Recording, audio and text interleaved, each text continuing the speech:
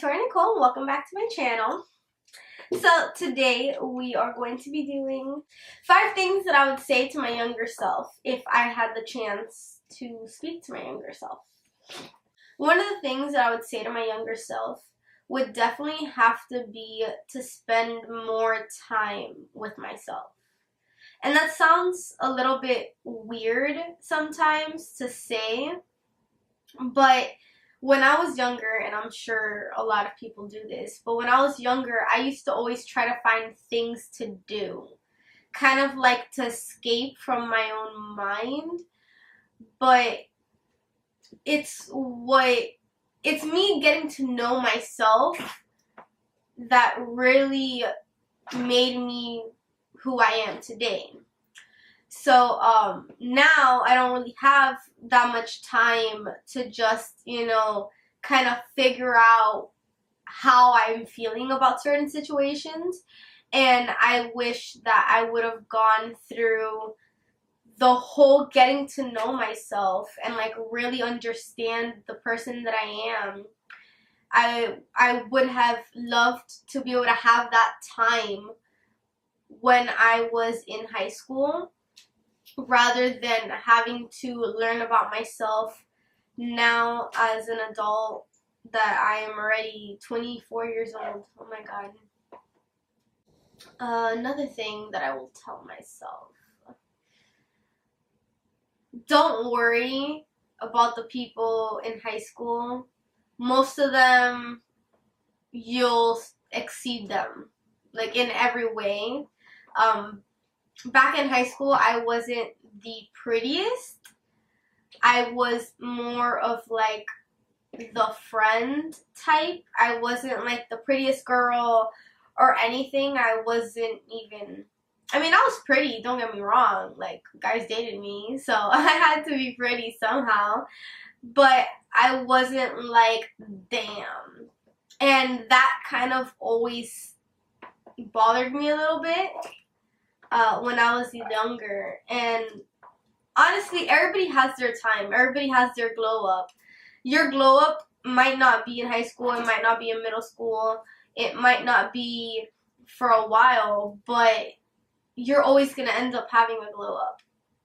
Unless, I don't know. You're always going to have a glow up.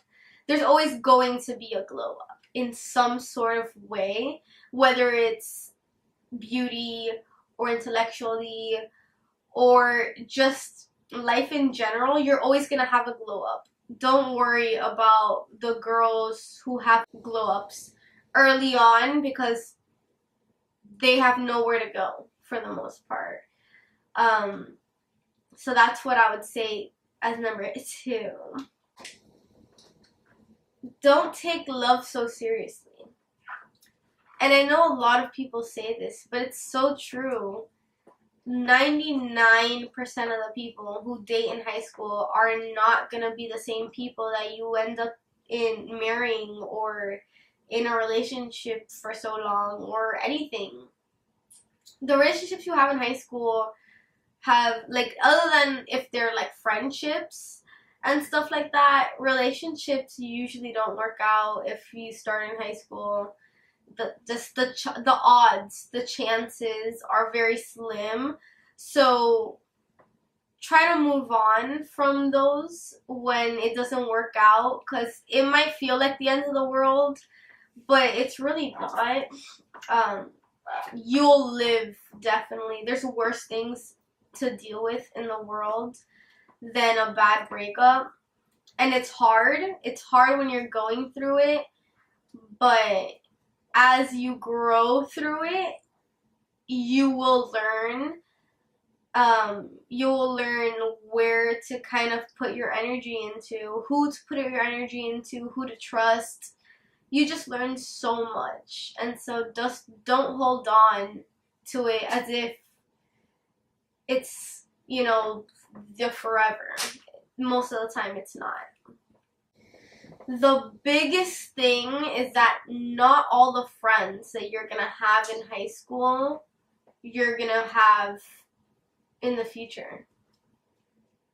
And that is probably, out of everything, that is probably the hardest that I had to deal with. It's just, friends are very rare. Like, good friends are very rare to have, and sometimes, you know, you grow apart and it just happens.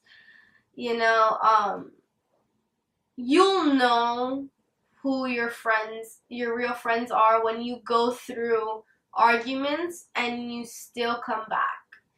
If you guys, you know, get into arguments and disagree on certain things, and you're able to woman up or man up and say you're sorry and move past it and still stay friends no matter how many arguments you go into, that friendship is probably going to be a lot stronger than the friendships that you never fight. And that just says that when you do fight, it's going to be a big one, and it's probably going to end your friendship. Don't get so stressed when school doesn't go the way you want it to. Not every class you're going to take, you're going to need to get an A or a B even. It's important to learn, but just because you get a bad grade on a test or a bad grade in a class does not mean that that is the end of the world. Because it's not. You're going to move past it, or you'll take it again, and little by little, you'll start learning who you are and who you're meant to be. And a grade is not going to distinguish if you're a good person. It's not going to distinguish if you're smart. It's not going to distinguish anything, because sometimes the school system is not geared towards the way you learn the best. And not everything you learn is going to be within a school system. You'll learn more things outside a school system than you would inside a school system. So don't stress yourself out, because at the end of the day, you're going to stress yourself for no reason. You know, I mean, you really have to learn who you are and what you're meant to do. And until you really learn that, there's going to be a lot of roadblocks in your way. And you're just going to have to learn how to sway and learn how to miss past them. And if you get hit by them in the face, well, you got to deal with and learn how to come back from a roadblock. I hope you guys enjoyed this 5 things I would tell myself if I was able to go back to the past. And yeah, if you like this video, give it a thumbs up. Comment down below some suggestions. Comment down below if you want more story times, or what kind of story times you would like me to do. And subscribe to my channel. Hit the notification bell if you want to get notified about my videos. Love you guys. Bye. Oh, sauce it down, sauce it up. Do too much, ain't enough, ain't enough. Where you from?